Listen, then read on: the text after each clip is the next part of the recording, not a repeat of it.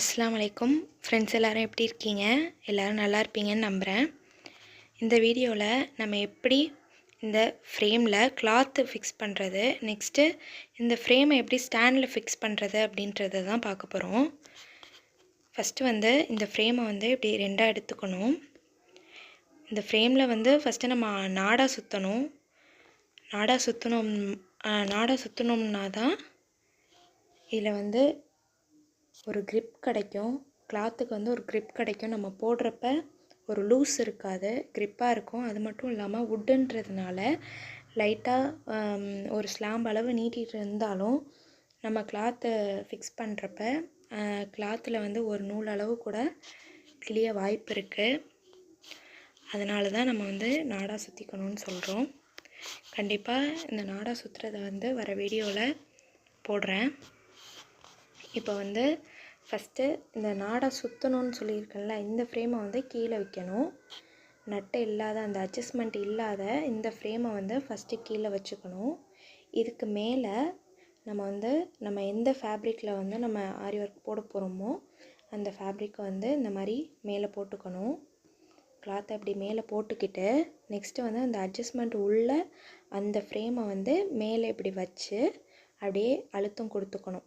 எல்லா சைடும் இப்படி அழுத்தம் கொடுத்துக்கிட்டிங்கன்னா அது அப்படியே ஃபிக்ஸ் ஆகி உட்காந்துக்கும். இப்படி சிலது இங்கே டைட்டாக இருக்கும். உங்களுக்கு இந்த அட்ஜஸ்ட்மெண்ட் பண்ணுற இடத்துல டைட்டாக இருக்கும். எனக்கு இப்போ லைட்டாக உட்காரல, அமுத்திக்கிட்டு இருக்கேன். எனக்கு லைட்டாக உட்காரல, அதனால் நான் கொஞ்சம் அட்ஜஸ்ட்மெண்ட் பண்ணிக்கிறேன். லைட்டாக லூஸ் பண்ணிக்கிட்டு அதை ஃபிக்ஸ் பண்ணிக்கிறேன். ஃபிக்ஸ் பண்ணிவிட்டு ஃபுல்லாக அந்த எல்லா சைடும் நம்ம துணியை இழுத்து பிடிச்சி டைட் பண்ணிக்கணும். எப்படி டைட் பண்ணுறதுன்னு காமிக்கிறேன். பார்த்திங்கன்னா தெரியும். இப்போ நான் சும்மா ஃபிக்ஸ் பண்ணியிருக்கிறப்ப எவ்வளோ லூஸாக இருக்குதுன்னு தெரியுது. கிளாத் ஒரு க்ரிப்னஸ் இல்லாமல் லூஸாக இருக்குது. இந்த மாதிரி இருந்துச்சுன்னா போடுறப்ப கஷ்டமாக இருக்கும். அதனால் இப்போ நம்ம டைட் பண்ண போகிறோம் கிளாத்தை. அதுக்கு முன் சைடு இந்த மாதிரி அந்த வுட்டை அந்த வுட் ஃப்ரேமை பிடிச்சிக்கிட்டு நம்ம இந்த மாதிரி அமுத்திக்கிட்டு இப்படி இழுக்கணும். கிளாத்தை இந்த ஃபுல் சைடும் நம்ம எல்லா ஓரத்துலையும் இந்த மாதிரி இழுத்து பிடிச்சி இழுக்கணும். இந்த மாதிரி இழுத்திங்கன்னா அப்படியே டைட்டாகும். கிளாத் நல்லா டைட்டாகும்.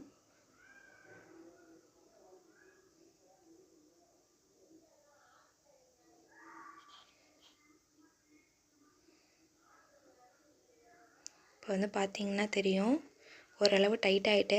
இப்போ நான் இது டைட் பண்ணிக்கிறேன்.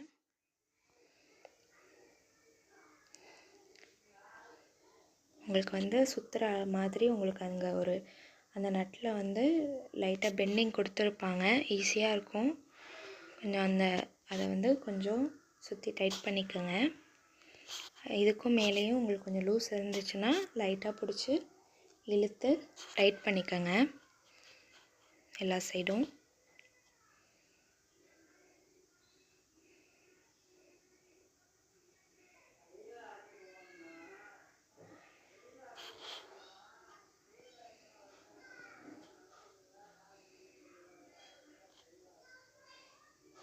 லைட்டாக அந்த சுருக்கம்லாம் இருக்குது, நான் அதை கொஞ்சம் இழுத்து பிடிச்சி டைட் பண்ணிக்கிறேன்.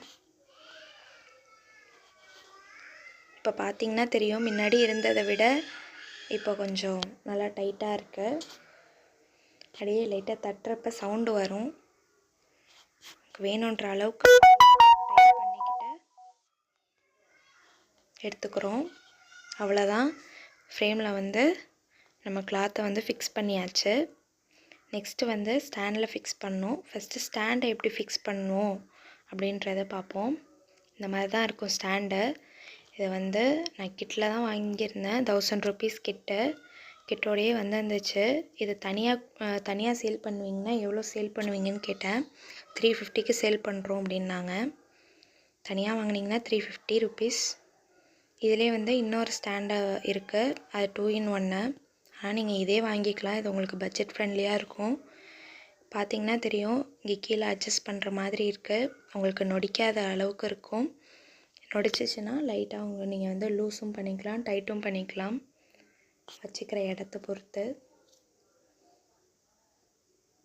இப்போ வந்து நம்ம அதை ஃபிக்ஸ் பண்ண போகிறோம். மேலே வந்து இந்த மாதிரி போல்டு இருக்கும். இதை வந்து நம்ம எடுத்துக்கிறோம்.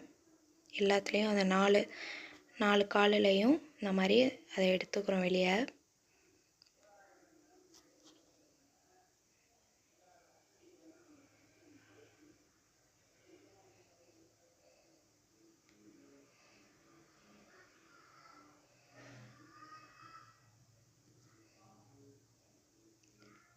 இப்போ வந்து இது ஸ்டாண்டை வந்து ஃபிக்ஸ் பண்ண போகிறோம். இந்த ஸ்டாண்டில் வந்து மேல் பக்கமாக வைக்கணும். அந்த போல்டை வந்து கீழ் பக்கமாக ஃபிக்ஸ் பண்ணுற மாதிரி இப்படி வச்சுக்கணும். வச்சுக்கிட்டு அதுக்கப்புறம் ஃபிக்ஸ் பண்ணுறது வந்து அந்த இடம் வந்து கீழே இருக்கணும். அப்போ தான் வந்து நம்ம ஃப்ரேம் வைக்க முடியும். இல்லைனா வந்து இப்படி இந்த மாதிரி திருப்பி வச்சிட்டிங்கன்னா ஃப்ரேம் வைக்க முடியாது. இப்போ வந்து அதை டைட் பண்ணிக்கிறோம். டைட் பண்ணி இந்த 4 சைடும் வந்து நம்ம டைட் பண்ணிக்கிறோம். நான் டைட் பண்ணிவிட்டு காட்டுறேன் பாருங்கள். இந்த மாதிரி போல்டை டைட் பண்ணுறப்ப போல்டை வந்து மேலாப்பில் நல்லா அழுத்தி பிடிச்சிக்கிட்டு கீழே இருக்கிற காலை வந்து இந்த மாதிரி சுற்றிக்கிட்டு திரும்பினீங்கன்னா உங்களுக்கு வந்து அதை டைட் பண்ணுறது கொஞ்சம் ஈஸியாக இருக்கும். இந்த மாதிரி நல்லா டைட் பண்ணிக்கோங்க.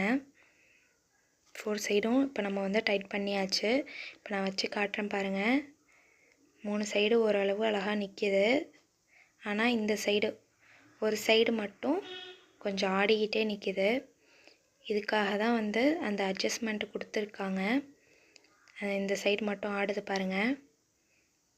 இதுக்கு நம்ம என்ன பண்ண போகிறோன்னா கீழே இருக்கிற அந்த அட்ஜஸ்ட்மெண்ட்டை வந்து நம்ம அட்ஜஸ்ட் பண்ண போகிறோம்.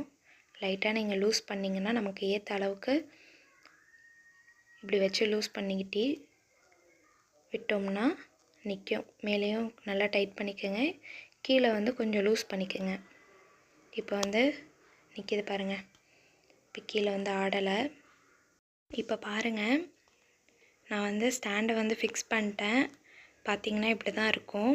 ஸ்டாண்டை ஃபிக்ஸ் பண்ணதுக்கப்புறம் நல்லா கொஞ்சம் ஆடாமல் கொஞ்சம் நல்லா ஃபிக்ஸ் பண்ணிக்கோங்க. பார்த்திங்கன்னா இதுதான் வந்து ஸ்டாண்டில் உள்ள அட்ஜஸ்ட்மெண்ட்டு. நமக்கு வேணுன்ற அளவுக்கு நம்ம அட்ஜஸ்ட் பண்ணிக்கலாம். சில பேருக்கு இது வந்து பெருசாக இருக்கும், சில பேருக்கு சின்னதாக இருக்கும். உங்களுக்கு ஏற்ற அளவுக்கு லூஸோ டைட்டோ பண்ணிக்கலாம். எனக்கு வந்து இப்போ வந்து இது கரெக்டாக இருக்குது. அதனால் நான் இப்போ அதை எதுவும் பண்ணல. நெக்ஸ்ட்டு வந்து இந்த ஃப்ரேமை எப்படி ஸ்டாண்டில் வைக்கிறேன்னு பார்ப்போம். இந்த ஃப்ரேமை அப்படியே நான் மேலே இப்படி வச்சு லைட்டாக அமுத்தி விட்டுக்கிறேன். அவ்வளோதாங்க, ஃபிக்ஸ் ஆகிட்டு.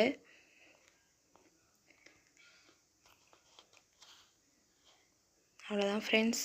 உங்களுக்கு இந்த வீடியோ பிடிச்சிருந்துச்சுன்னா லைக் பண்ணுங்கள், சப்ஸ்கிரைப் பண்ணுங்கள். என்னோட சேர்ந்து நீங்களும் கற்றுக்கோங்க.